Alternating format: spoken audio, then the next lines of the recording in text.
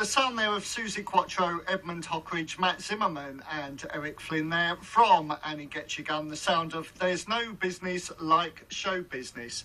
I'm pleased to say I've been joined in the studio by Andrew Stevens, who's on later this afternoon. I haven't put your mic up yet. Who's on later on between 6 and 8. And he's here with Stephanie. And you actually went to see a show locally in the Beck Theatre, didn't you? Hiya. Hello. Stacey, by the way. Stacey. What did I say? Stephanie. Where did that come from? I've absolutely no idea. But you're right, Andrew. This is quite an interesting experiment. Andrew suddenly came in with a mini disc and said, I'm going to record your show and put it on YouTube. I don't think I will now. Oh, thanks very much. Okay, so you went to see Viva Broadway, which was Darren Day doing a whole load of songs from various musicals that he's appeared in and otherwise. Yeah, I've got a list of it here somewhere. Including... Do you want to sit a bit closer to the mic? I'm going to bash heads in a minute. Well, you are married, so does it matter? Yes. Oh. Don't peek. We have things like Any Dream Will Do, Close Every Door, Go Go Joseph, Phantom of the Opera, as I said. That was in the first act. The other acts include one of my favourites. You would like this because the girl in it has short skirt on. Oh, okay. Mamma Mia. Does your mother know? Lay all your love on me, and I have a dream. Did he do anything from Rocky Horror, my favourite musical? Because he did actually play Frankenfurter in that some years ago. No, he didn't. He didn't do that one? No, none from the Rocky Horror.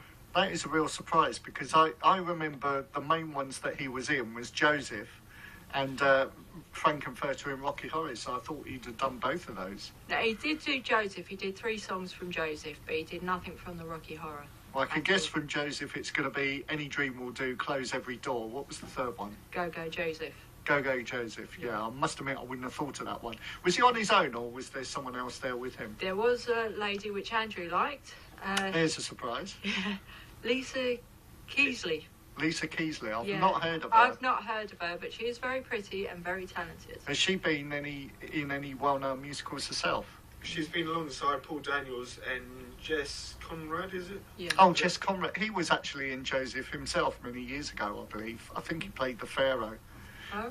But did Darren do any tracks from Carousel? Because I think that's one he's been in as well. Yes, he did the song that when he's expecting a child. Right, okay. And he did that quite well. He did that near the end, though.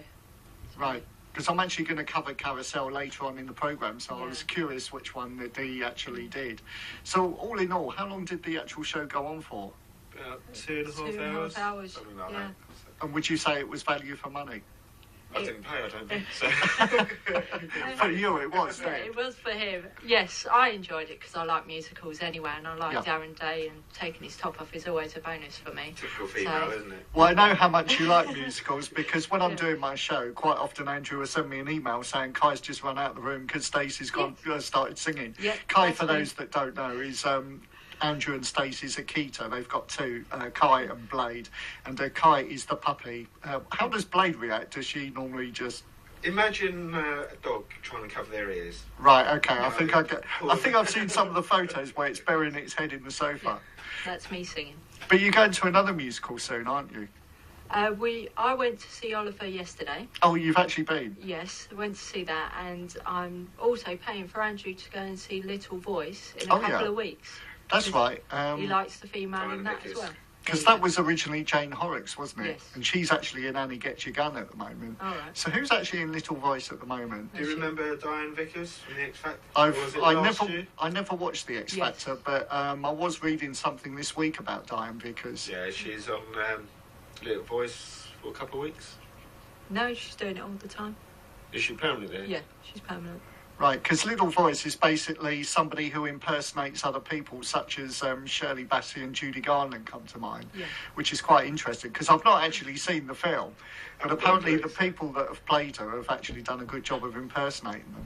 Yeah, she is impersonating, and apparently when I booked it out, they're saying that the tickets we've got, you can actually see everything, because she's mainly into a house that they've built to go on stage, so we've actually got a good view. So I don't know what it's going to be like, because I don't remember a house in the film, but hey. And of course, Oliver at the moment, very strong in the West End with Omi Jalali, who's coming to an end as Fagin, isn't he? Is he? Yeah, apparently so. I forget off the top of my head who's actually taken over. I'll have to look that up. But what's Jodie Prenger like? I remember seeing her on the programme To Find Her, and she wasn't the one I would have picked, but I've heard she's done well. I actually went to see Oliver because she was picked. I actually loved her, and she was even better than she was in the show. Oh, right. Yeah. Because the one from the show I actually thought would be Nancy, and I think she has understudied a couple of times, was the girl that came second, Jessie Buckley. Oh, yeah, no, I didn't like her at all. Oh, really? No, I liked Jodie, and I was really pleased. I was dancing around the house, I think, when she got it. Yeah, well, I know they're taking bookings up to about September next year, so I think it's one that's going to go on certainly next year and into the year after. It certainly will, because we had to wait 6 months just to get these tickets, and they are really good, because not only do they do the show as you know it, right from the film, they do make comedy out of it, especially with Fagin. Omid, he was like doing little bits with reviewing the situation where he gets all the jewellery out of the cash box. Oh yeah. He was looking at the pearl necklace going, can't trust banks these days, you know, and adding it in, which everyone was in laughter with, because he kept doing it a little bit at a time, and even the children were taking the mickey out of him on stage, which he made it all light-hearted and made it even more enjoyable, because it went a bit away from the show and they just had a laugh. I imagine they might have done the same thing with the previous Fagin, Rowan Atkinson. I imagine that there might be references to Blackadder or shows he's done in the past, so you can imagine that. Little Voice itself, is that an actual musical as such, or is it like a stage play with just somebody singing? No, it is a musical. It is a musical. Yeah. Well, in that case, when you go and see it, you'll have to come back and tell us about it. Okay. Well, Andrew and Stacey, Stephanie's not here. No. Don't know where that came from. That's the other one. That's the other one.